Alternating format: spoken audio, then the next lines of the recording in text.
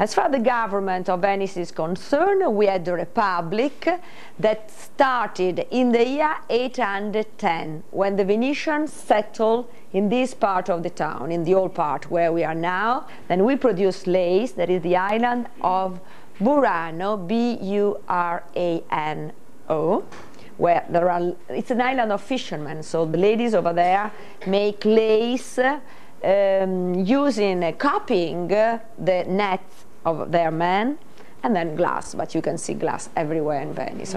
But you can see the typical Venetian floor. This is Venetian terrazzo, made with the tiny parts of marble, a base of plaster, and we usually use wooden beams here. It's painted, but we have wooden beams to make everything very, very elastic. Okay, let's go. Follow me, follow me. It really helps you fully appreciate this magical spot to have a local expert take you around and explain things to you. And this is a campo. The open spaces in Venice are called campo. That's Venetian for camp, and our streets are called calle, C-A-L-L-E. Okay, let's go. Now we are in the area where lived the Polo family, and to the Polo family belonged Marco Polo, the famous Marco Polo. The Polo family lived over there. So you can see the arch, that's very Byzantine, and on top of the arch you can see the church, that's very Byzantine too. So these houses, you can see they have been remade, but they date for the most part to the 1200s. In the very center of the campo you can see the well.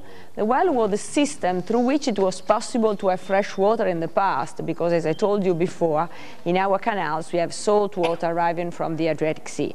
That's the reason why my ancestors, because I'm Venetian, was born here of course, decided it was much better to drink wine. It costed less and it tasted much better. So all the people living in this area came here to have the fresh water. So it was a socializing system too, and we have tubes bringing water to the town. So we have no more this system of having drinkable water. But the water is drinkable in your hotel, everything can be drank, of course, no problem.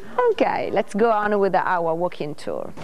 There are a lot of houses, one next to the other, and the 1500 was the climax for the Republic.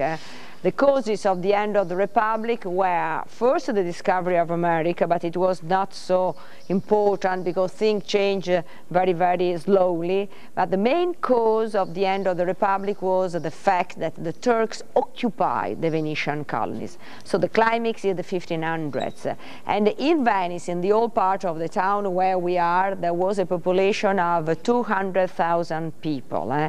Nowadays we have 73,000 people. So you can imagine, that's the reason why you can see a lot of houses are empty. And it's beautiful to see this area where there is nobody, so you can see a Venice that's just all yours. You'll see later on in St. Mark's Square that's very crowded with pigeons and with tourists, but we need tourists. The main source of incoming of Venice is tourism. In the past it was trade, nowadays it's tourism. So the town needs that you come to see us, and it's a pleasure for us that you come to see us. This is a private boat, they are on holiday, can you see?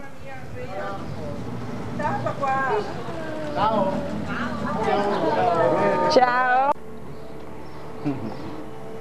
I especially love walking along with views of the canals and the boats in Venice. Now, it's not as easy as it might seem because many of the paths in Venice do not have any views of the canals. They're just interior alleyways, and those are interesting as well too.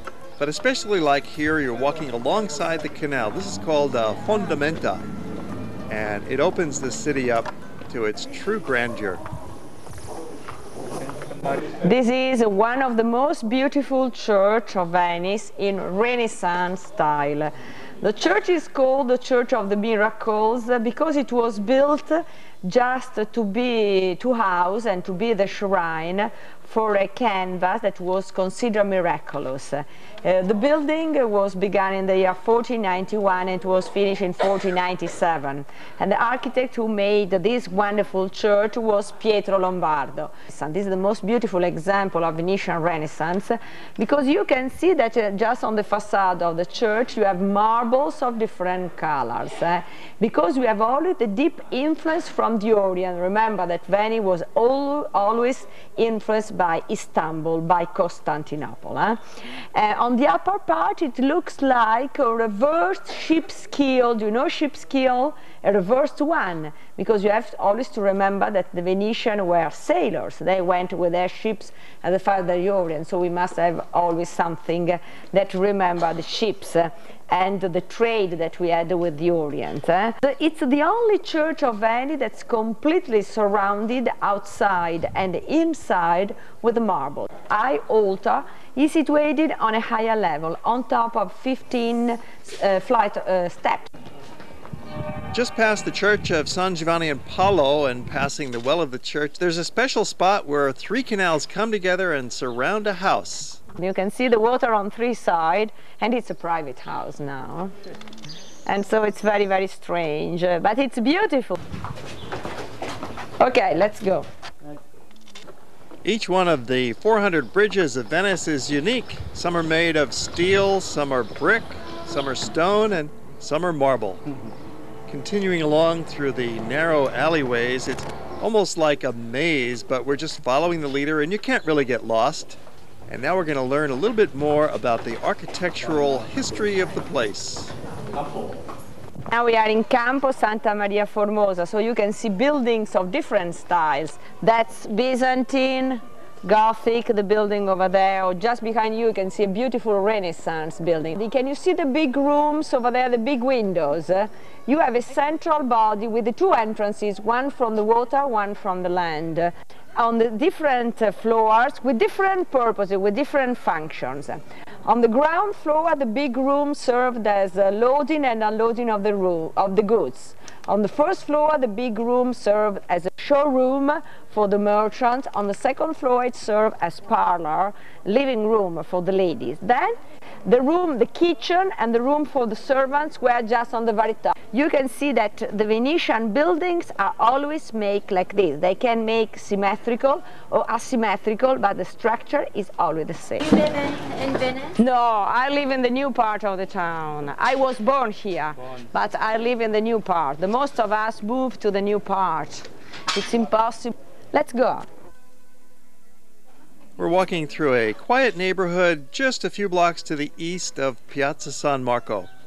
It's so different than the busy square and the crowded alleys of the Mercerie, and yet it's only a few minutes away. Are you ready for some lunch? No, let's have some Italian lessons. Buon giorno, that means good morning, good morning. Buonasera, good evening, grazie, thank you. Ciao. Ciao. Yes, the gentleman told us ciao.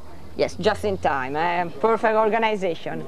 Ciao means hi and goodbye, and it's a word of Venetian origin. In the past, when a gentleman met a lady, he said, "I'm your servant, I'm your slave."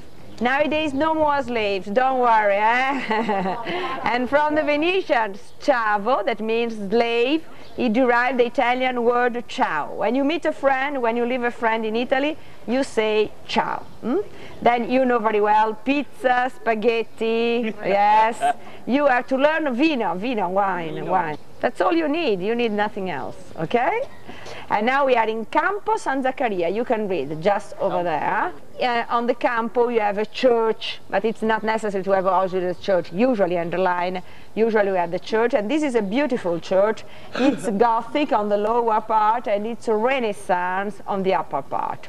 The architect of the upper part is Mauro Codussi, the same architect who built a lot of churches in Venice. But the masterpiece of this church is this wonderful canvas that you can see on this side. This is one of the last canvases made by Giovanni Bellini. dates from the year 1505. You can see a sacred conversation. You can see the Virgin just on the very top on the throne with the baby, with the holy baby. It's so sweet. In fact, Giovanni Bellini made the sweetest Virgin in Venetian painting. He was very devoted to the Virgin, so he wanted to express, to make portraits of the Virgin, to make a representation of the Virgin as sweetest as possible. At the sides you can see some saints, St. Peter, St. Lucy, but you realize that the main element of this painting is colors. Color is always very important in Venetian painting. The many churches of Venice have quite a bit of artwork, and it's free and open to the public. And certainly that Bellini is among the top pieces.